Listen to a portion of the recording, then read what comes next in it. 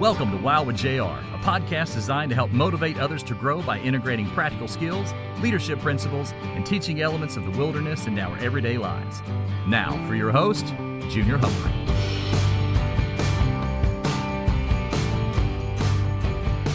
What's up, everybody? So glad you guys are back with us. Man, thank you so much for supporting us, Wild, as a group. I say us. We now have a team. It's not just me anymore. We have a team now, and more about that coming soon. So stay tuned, and we're going to share that with you. But I want to say thank you for your support and jumping right back in and picking up where we left off. And speaking of that, what we're going to do is pick up on our last official podcast, which was episode 5, and our transition as a family, my wife and I, and then just bring you up to date and on everything. It'll probably be the next 2 or 3 podcasts that will get you up to date, and then we'll start talking about the team and the things that we have going on and the people that we're going to be bringing on. You're going to get to hear from a lot of cool people, a lot of influential people that we are very blessed to have met and very excited about and eager to get them on here. And if this is your first time, thank you so much for being with us. Now, if you go back and listen to our earlier podcasts, if you start, we're not that far in, so you can go start with the intro, episode 1 through 5, and get back here. This is episode 7. But episode 6 was just kind of our, hey, we're back kind of thing. But what you're going to hear is a growth in our quality and a change in the way it sounds. But just remember, for those of you who are new or those of you who are coming back, this is very real, very raw. We're not looking to be rich off of this. We're not looking to have movie star quality. Some of our interviews may actually be recorded over the phone, actually. I may call a caller, or we may set it up to where there's a couple of us in a room, so it'll have a little bit of ambience in it. So, but our goal is to get you content that adds value to you, that you can use the knowledge and skills in your life and be practical about it. It's not to have this out-of-the-box shiny little thing that you open up and you take with you. What we are looking to do is invest in you emotionally, spiritually, eternally, mentally, and help you be better. And we hope that we can do that through our podcast. So, there's a lot of fun stuff, and a lot of change has happened. Speaking of change, just picking up where we left off, we went ahead and moved to Alabama. That's where we picked up in our last podcast. We were getting ready for that transition.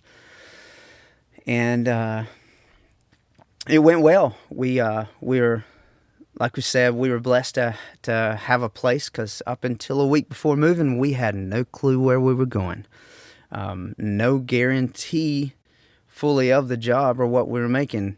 It was a trial base that I moved up there on, just because I felt that's what God was leading us and our family to do. And my wife was very supportive. And we came up on a trial base. Hey, we're going to see how it goes, and hopefully it works out. And it did. We ended up being there for 2 years, and we stayed there. And just the kind of growth and involvement through that. When we moved, we got settled in and everything, and the job hit right away. We were doing all kind of things. So I was actually, when I was employed there, I was a professional guide first and foremost, but I was also an instructor and part of a rescue team. I was a vertical ropes instructor, rappel master instructor, actually. A lot of hours went into that training, and a lot of physical, emotional, mental things went into that training. I will tell you this: when you get to rappel master and rappel master instructor, if you ever want to achieve that, that is an ultimate mental exercise. Because up to that point, you've gone through your basic, your advanced, your rescue, your industrial, your commercial, your tactical, um, your just basic medical and med legal, all the things you need to go to get up to that. So yes, there's a lot of advanced rope skills in the Rappel Master and above, but it is more mental than it is physical. I can tell you that. We did, I think it was 80 hours of training in 4 days. We didn't get a whole lot of sleep. But we would get little power nap here and there, but well, it was 4.5 days, I think.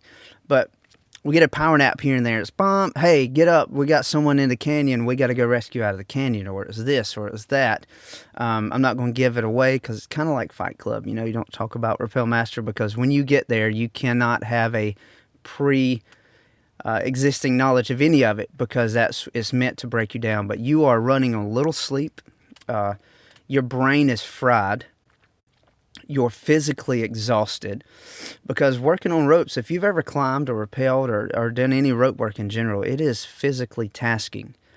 And not only that, but the up and downs you're doing in the mountains, in the caves, in the gym there. There's just all kind of stuff going on, and it is a lot involved. But I'm just kind of rambling and chasing rabbit holes, so I apologize for that. But just wanted to say this. It has built me up mentally stronger.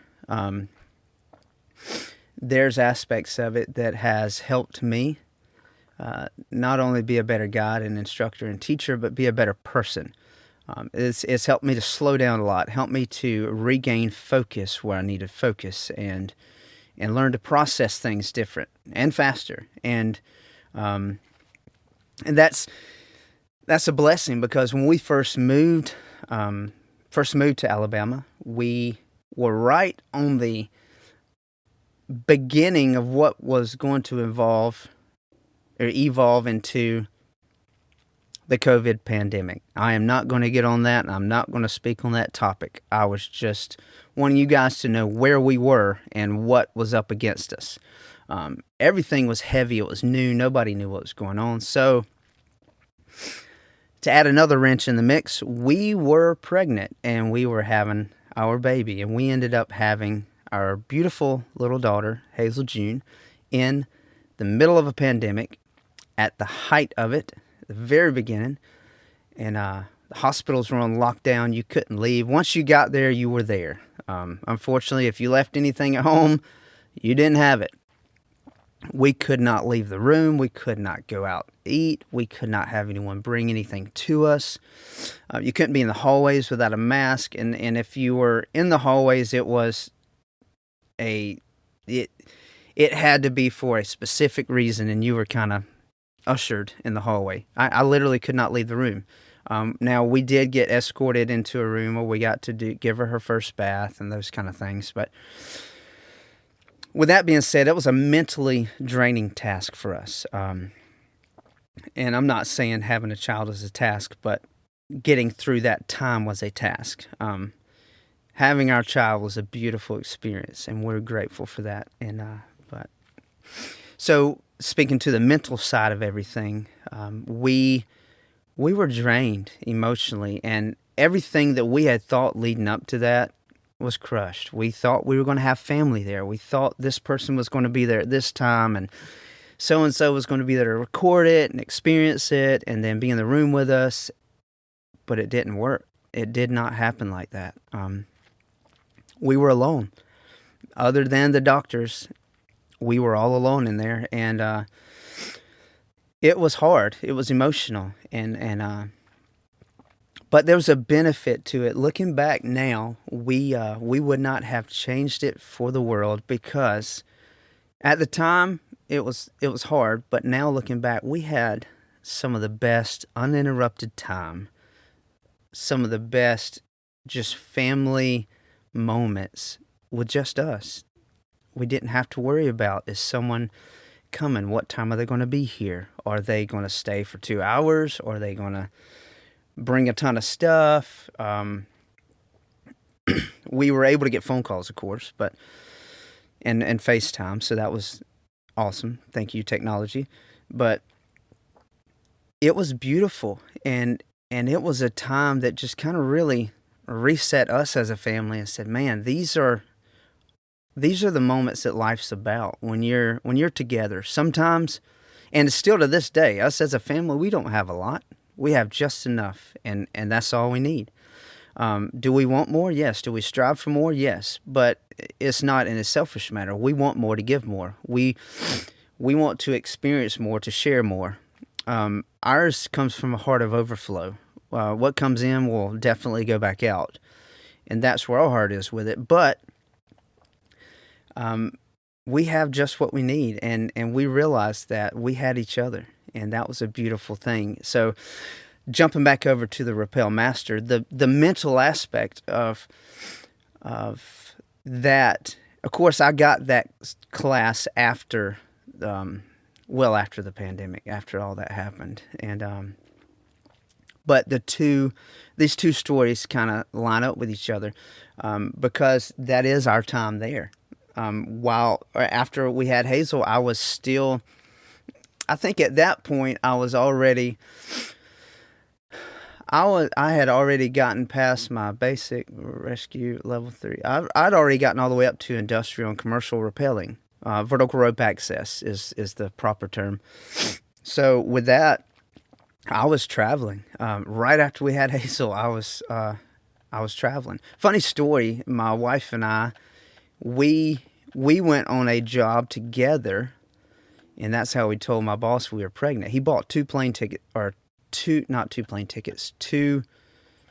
reservations for rooms, and one was for my wife and I, and one was for another teammate that we had going. We were doing some work for this company in a stadium, hanging up some signs on the vertical ropes, and it's kind of funny. We got to tell them, "Hey, we need an extra seat, or we need an extra room," and they were like, "Why?" It's like, "Because there's 3 of us now." Of course, we didn't need an extra room, and I know that's corny, but that's how we did it. But my wife, the champ that she is, she was newly pregnant. I don't even think she was 10 weeks pregnant. Gets in a harness and goes up in the swing stage with me, and we're working side by side. It was awesome. It was fun. And but jump back over. So I was traveling a lot, and I was out of town away from them because once Hazel was born, my wife could not go. Of course, we weren't going to drag a baby all over the place either. Now, there were opportunities where she could come, and she did on a few, and it was fun because it was jobs where we knew we were going to have time to be together, so she definitely came on those. But for the most part, we actually had a company that we subbed with. We were doing contract work for the NFL, and so there was a lot of long trips. Let's say we went to the Super Bowl, we'd have to be there a week or two before to set up everything. We had to be there during the game, just kind of on call, and then after the game to tear everything back down. And some of those times I took like a weekend back home and then drove all the way back just to see them. But for most part, I was gone a lot. I watched Hazel take her first steps over FaceTime. And so that's kind of speaking back into the emotional and the mental side of things. It was a lot on me and her as a newlywed couple, a fairly newlywed couple, but also new parents. There was a lot of newness, a new transition, a new culture for us, really. Everything was new, and then it was just wide open and in overdrive. So that whole transition in a whole was a lot. And I'm still breaking down to this day, it's a couple years later, just the mental aspects of it, going back over it with you guys and catching you up. It was a great experience, but it was a lot. So speaking to that mental aspect of staying focused and staying grounded, and Man, I'll tell you that the best thing that helped me was prayer, and that's not a shameless plug. That is a God's honest truth. Prayer helped me through every bit of it. Prayer helped me through those classes, through those trips, through that job. To this day, standing here in front of you right now, prayer has helped me. Um, so when I got to that course of taking that instructor course, having gone through all that already, um, it helped me a good bit in there. But it also, taking that course helped me on other stuff. We had these trips that we would do as far as caving, and we would be at least a mile and a quarter in this cave underground. And part of the training to be a lead guide in the cave is you get take back to this spot. It was a kind of like a halfway point in a horseshoe loop. And I say horseshoe loop, it went back to the halfway point, and then you actually went up in the cave because you were so far underground. But it did loop all the way back around. But there's other areas in it too. It's cool. You guys should go check it out. But that being said, we got to the halfway point that we called the dark room, and you were stripped of your light, and the lead instructor had night vision goggles, and they had emergency lights and med kits and all that stuff for this. But you had to make your way back out of that cave with no light. And when I say cave, this is not just a cave you walk into. This is a cave. There's 3 or 4 spots where you got to crawl. There's drop-offs anywhere from 20 to 40 feet deep. And there's footpaths only a foot wide. And you're going through water. You're going through rocks. You're going through all kind of stuff, mud. And you've mentally got to figure this out and trust in yourself. And prayer definitely helps there too. But experiencing all of that has got me to this, or today. It got me through to today to have a better mental outlook on life. And of course, age helps. The older I get, the more calm in my mind I get. As a kid, I was hyper and all over the place. And that's going to play into a couple of our other podcasts too, just talking about ambition and drive and persistence and those things. But yeah, so experiencing that was really crazy. Doing, well, I'm not going to talk about the Rappel Master class, and if you want to know more about that, message me on the side, but I won't reveal it until you go through it. But after you go through it and you show me your certification card, then we'll dissect how stinking awesome it is. But other fun experiences like rappelling off the side of a mountain and then going into a little grotto cave in the side of a mountain. Mentally having to figure out how to build tools. So this is another one of those things that plays on your mind. When you get called out to a rescue and it ends up being a recovery, a lot of times we had tools that we made as a company that other people did not have. Practical ingenuity and just kind of that MacGyver mindset was what we're good at. And that's something that's going to be integrated in the wild too. That is a huge aspect of what the practical side of wild is going to be. It's going to be your... Well, we'll get into that in another podcast. I don't want to crack the egg before it has time to get ready, but that was a bad analogy, or metaphor. But anyhow, for instance, we were able to make this camera that was on a telescopical prong, if you would say, or pole, and we were able to set this traverse line up that we could manipulate and kind of zip and scissor our boater crew up and down this river with this device that could see underwater in HD with polarized lenses. And so we had the park rangers, the state patrol, we had rescue teams, the EMA office, all kind of people out on these things. Unfortunately, it was a body recovery, so I'm not hyping that part of it up, because that is a loss for someone, and we always hated that. But just the blessing of having the minds and the ability and the skills and the training to be able to build something that would revolutionize how those searches went. Now, I know there's stuff you can buy that's super expensive, but having the stuff around that you can just make stuff is really cool. So I feel like I kind of detoured a little bit, but getting caught back up. So we have the Rappel Master. We're running two stories here. We're running a story of catching you guys up of where we are, and then just that big Rappel Master class, and then the mental side of it. So moving forward, my wife was able to start actually working there too. She was helping with the lodging and everything. We were able to take groups out to these places that we went. We went as families, as a family, to these places a lot, and we love the outdoors, so we would climb and hike and boulder and all those things. But taking customers out, we had this place we went to. It's like 11 miles of just this maze. So it's like being in a cave with no ceiling. It's just, you're in these rock mazes. And some point it's 10 feet tall. Some points it's 110 feet tall, literally.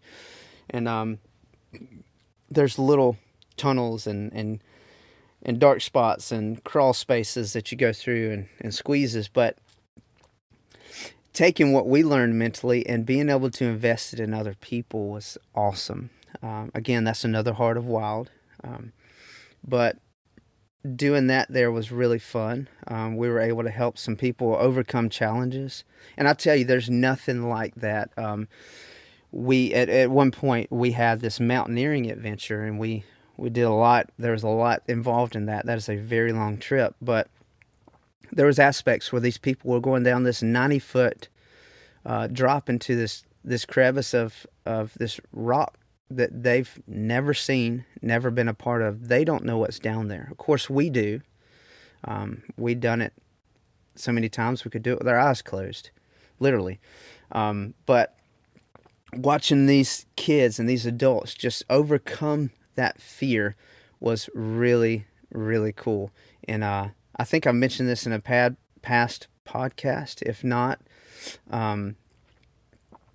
you'll hear it for the first time here. If you have, please forgive me for repeating it. But a lot of times, a physical fear is connected to an emotional or spiritual fear. And we see people that struggled with going over the edge of a mountain that they could see. Let's say an 80-foot drop, they can see the bottom. And they're trying to go over the edge of that mountain, but they're terrified. And a lot of that is some of it's fear of heights. Some of it's fear of control. Some of it's confidence in themselves. And all those played into other areas of their life. They're not confident because of this hurt. They're afraid of heights because of this fear. They don't feel like they're in control because they have this going on in life. And being able to see them overcome that and walk them through it. We have watched groups of children. We have watched grown adults. We have watched elderly people gain confidence in their life, come back several times on other trips, and totally be a different person through those experiences. Of course, God gets all the glory, but He used us to do that. And using those skills and that knowledge as well is going to help us a lot in Wild. Now, I will just give you a little, sneak peek. Our team is comprised of very awesome people. We have a medical director. We have a survival instructor. We have wilderness medical instructor. We have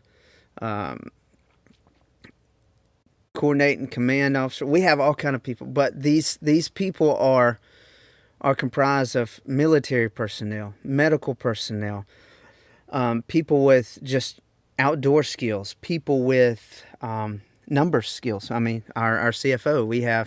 We have financial people. So all aspects of life that these people are going to bring to the table to help talk to you. We have business leaders that are involved. We have teachers. We have doctors.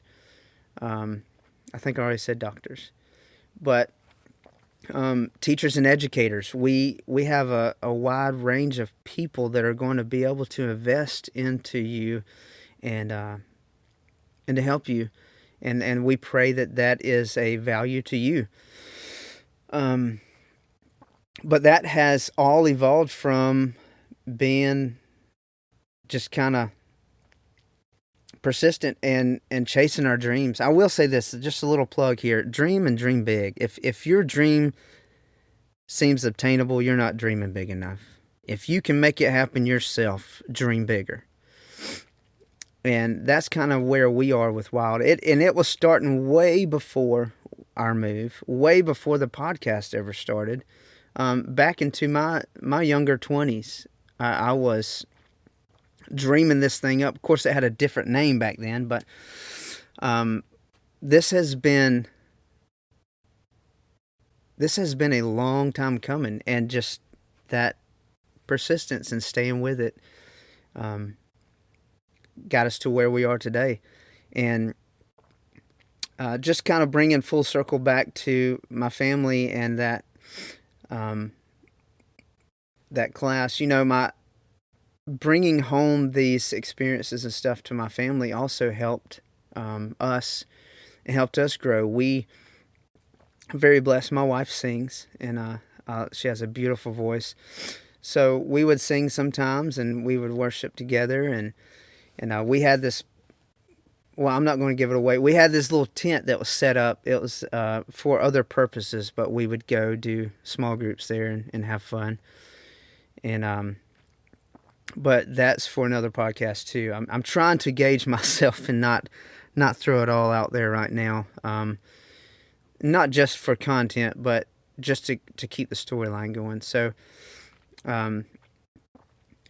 but through all those experiences, we are now at this point where we are growing as a family, and we're strong, and we are having fun together, and we're doing life together well, but times are still hard. Now, the unfortunate thing about having a job in the outdoors is it's not the highest paying job. It's one of the most rewarding jobs, but it's not the highest paying. So we were trying to figure out different avenues for our family, and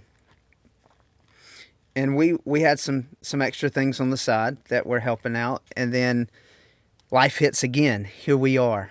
We have some family members that are getting sick and getting ill. And sadly, my wife ended up losing her grandparents. I ended up losing my granddad and my stepmom. That happened after I got back. But we started having some issues with family, and then that really took another toll on our mental side of things, and started missing family, getting really homesick. We were lonely because we were kind of sold out to our jobs there and our family, and that other than that, we didn't have a whole lot of time because our small group consisted of people at work. Now, we were going to church, but it was such a big church that, and then we had a baby, so just trying to balance life and everything. I know there's a ton of excuses there, but we didn't have the extra time. And I was out of town a lot or working long hours, being at work at 7 and not getting home till midnight sometimes. And but with that said, we started getting homesick, and family started having issues. There's not bad issues, just there was things going on where we needed to be there for family. So we made the decision, and we felt like it was the right thing to do to move back. We prayed really hard about it. So now we're back in Georgia, and we moved back to Georgia August 1st of 2021. I can't remember. A lot has happened. but yeah, so that was our journey fast-tracked in Alabama.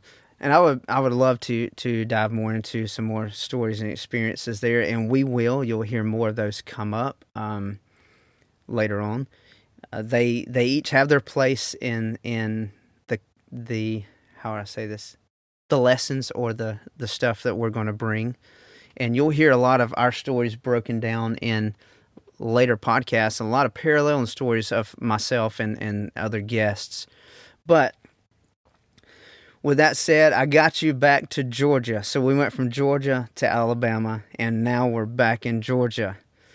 And I hope that just the encouragement of staying strong and staying focused and just the mental exercise has been beneficial for you.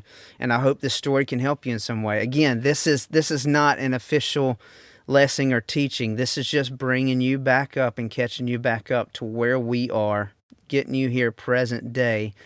That way we can hit the ground running and put all these life lessons and stuff into play in future podcasts. So that being said, next week we'll start our trip back here in Georgia, and we'll pick up in Georgia and get you caught up to present day. I do believe that we'll catch you up from the time we moved back to Georgia to now, because it's been fast and it's been wide open, just like Alabama was. It seems like our whole life has been that way. But yeah, I thank you so much for being a part, and would love for you to go follow Wild on Instagram. It'll be the @ symbol, so @WildernessILD. And that is Wild. Now, the podcast, we'll be sharing them on my personal my personal Instagram, and I'll go ahead and share them on Wild too. But remember, it's not just me anymore. We have a team.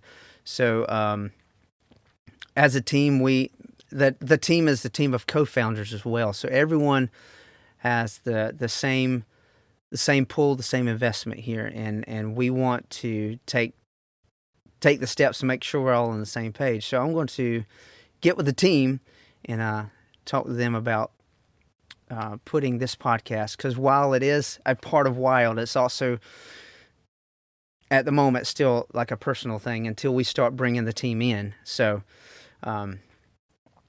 but yes, the podcast will be out there. If you follow us, thank you. If not, please do. Please stay up to date on our content. If you're looking for ways to invest in our mission and our vision, please take time and pray about that and see where you're led, and we will update you with opportunities on that in some of the future podcasts of the things we have going on and the things we're going to offer and those kind of things. But yeah, that's kind of a wrap. So that gets you from episode 5, and you heard, I hope you heard 6, where it's kind of like, hey, we're back. And then now here we are in episode 7. We've moved from Alabama back to Georgia, and we'll pick up in Georgia next week. But until then, remember, stay true and stay wild. We'll see you next time. You've been listening to Wild with JR. Join us next time for more insight and encouragement to help you live out your full leadership potential.